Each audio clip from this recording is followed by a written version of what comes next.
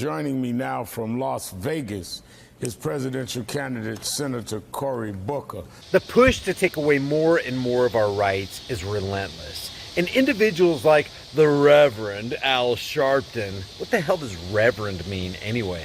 And Cory Booker sit there in front of a camera and try to convince you and me that they actually care about people, that they don't want people to die, that we got to do something, we got to sign bills and enact laws that take away more and more freedoms because some psychopath supposedly walked into a store and blew a bunch of people away. Listen, Sharpton and Booker do not care about people. They care about control.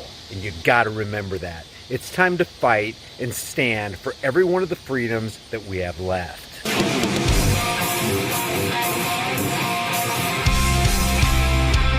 Like clockwork, fresh off the heels of the new alleged El Paso shooting, mainstream media is predictably teaming up with the power-hungry psychopathic parasites of Washington's District of Criminals to convince the socially engineered Boobus Americanus that they need to give up more of their individual rights to the nanny state for the greater good. Because we know how much the government cares about keeping us safe, right?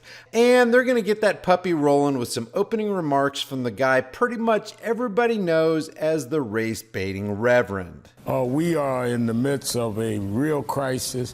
19 confirmed dead in El Paso, Texas. As horrible as that number is, relatively speaking, that absolutely does not constitute a crisis. You know how many people die a day in car accidents?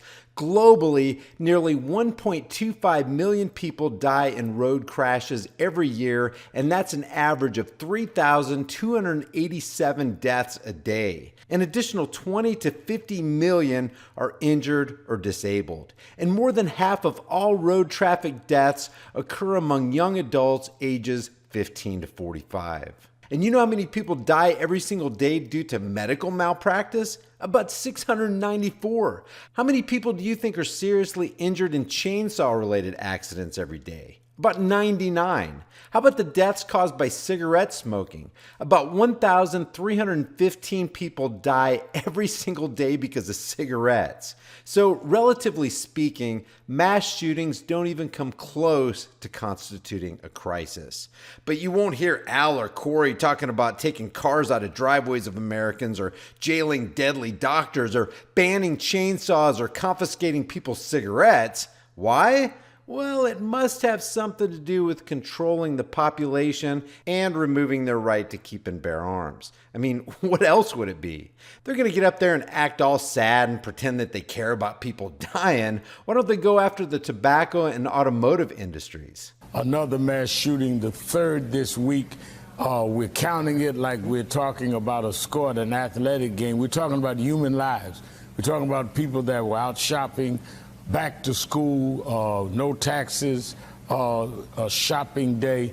You just got to laugh at tax evader Al talking about no taxes shopping day. And I'm all for keeping 100% of your income, but Al was such a hypocrite when he hounded Trump about his tax returns when he had run-ins with the IRS domestic terror cell himself. What can we really, without guessing or speculating on the motive, what can we say a 21-year-old young man in custody accused of what we clearly know is at least 19 people dead, third mass shooting this week? What is your message? Yeah, well, Al, that's a really good question. I mean, isn't it obvious what we have to do? We quite clearly have to penalize everybody in society because of the violent actions of just one individual.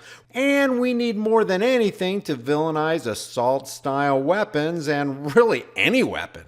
I mean, Al, this is just common sense, isn't it? At this point, Booker talks about the country looking at this El Paso event and feeling a sense of sorrow and pain and hurt. He expresses condolences and laments the grievous loss of life and the fact that people have to pick up the pieces after such a tragic event. And then he says this. But that's just not enough. It is not enough. That's just not enough. It is not enough. And at this point, I wish they could just say what their policies actually reflect in a crystal clear manner. Just tell us, Booker, you want the government to confiscate firearms. This is a uniquely American problem. No other nation sees this kind of carnage happening within its own borders, unless, of course, they're at war. Carnage within its own borders? You gotta be kidding me. You want to talk about carnage? 480,000 people die every single year just in America from cigarettes. 250 people die every year from medical malpractice. 70,000 people die every single year from FDA-approved pharmaceuticals. You want to see carnage? You want to address carnage? Why don't you talk about that?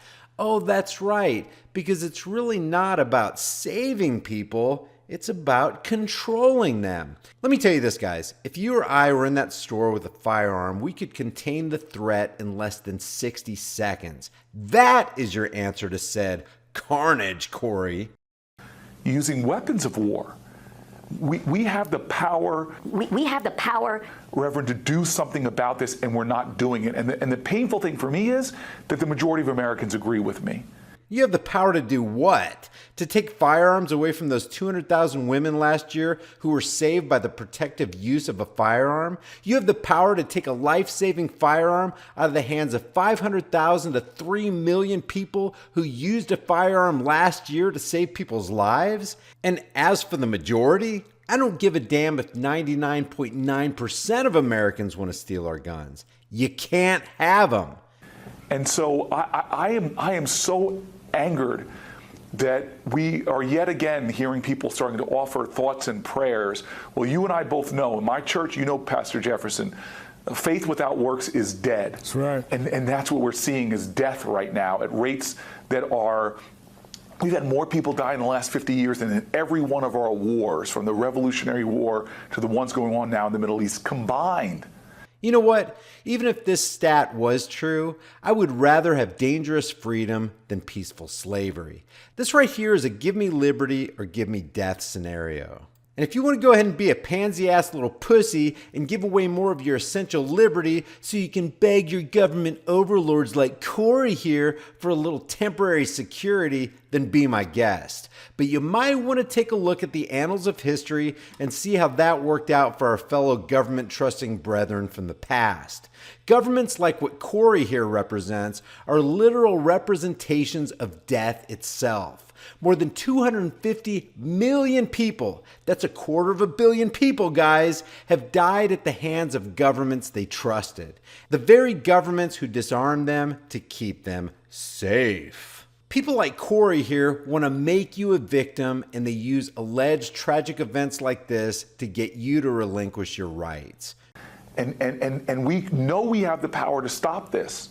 We have evidence-based measures that we could be doing, but they're being frustrated by spineless politicians and folks who are doing the bidding of the corporate gun lobby and the NRA, stopping us from doing what even NRA members know that we should be a nation.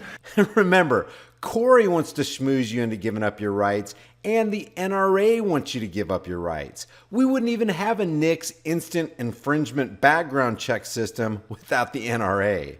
I love how they use the NRA as the evil straw man. The NRA has the same nefarious agenda as con men like Booker: control. Only it's a little bit more covert. Where if you're on the terrorist no-fly list, you should not be able to buy a gun. Where you should have these, from the internet to gun shows, the ability for anybody, anywhere to get their hands on weapons. It's got to stop in our country. We have the power to do it, and doing nothing, you are complicit in the kind of carnage we're seeing in our country these days. You are complicit in the kind of carnage we're seeing in our country these days. What the hell did you just say? You are complicit in the kind of carnage we're seeing in our country these days. Do you understand what Booker just said here? He just pulled a George W. on us. Either you're with us or you're with the terrorists. Oh yeah? Well, how about I'm not with you or the terrorists? How about you're both terrorists? And when he says, if you do nothing, you're complicit, that actually means if you don't call for us to enact people control laws, you're just as bad as the shooter. Guys, this stuff is bad. That I am just so fired up about stopping, because, and you and I know, Reverend. Reverend? What the hell is that? Is this the MSLSD cult hour? Every day, on average in this country, 100 people are dying due to gun violence. And it can stop. We have the power, and doing nothing is unacceptable. Like I said, if they really cared about lives, if they truly cared, they'd be banning chainsaws, cars, doctors, the FDA, pharmaceuticals, and cigarettes. But it's not about saving people, it's about controlling them and making them victims. And so this is a time where what is allowing this level of carnage to continue is the inaction of good people. And the actions they want to see from us is us getting down on our knees and surrendering our weapons. Why wait until it comes to your city, to your house of worship, to your movie theater, to your mall, to your bar, to your outdoor concert like here in Las Vegas? Why wait? Who's waiting? I go armed wherever I go. If Booker was sane, he'd be saying, hey guys, you got to prepare yourself. You got to get a firearm. You got to learn how to use it. You got to train. Become proficient in the use of multiple firearms so that when the bad guy comes through the door, you can take him out. But he doesn't say that because fake stream media and politicians like Corey want a country of entitled, pussy-footed, weak-kneed bootlickers. And I don't know about you, but I'd rather die standing on my feet than live on my knees. Why wait? We are all in this together, and the deaths that we're seeing today, do not let them ever be normalized. And that's the problem right now. We have within our means to end this, and it's just by using common sense. I have to say, even in this presidential campaign context, I'm frustrated.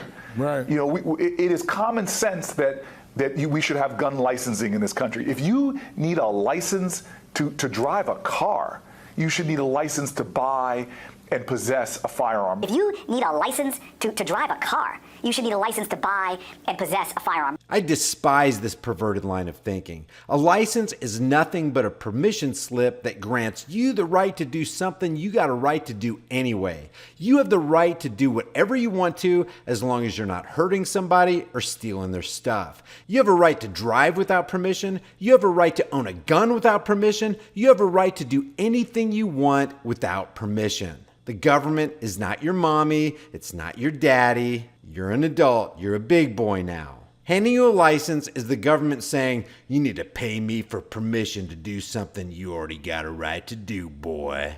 Enough said. Leave your thoughts about this for the world and the Google Thought Police in the comments section below.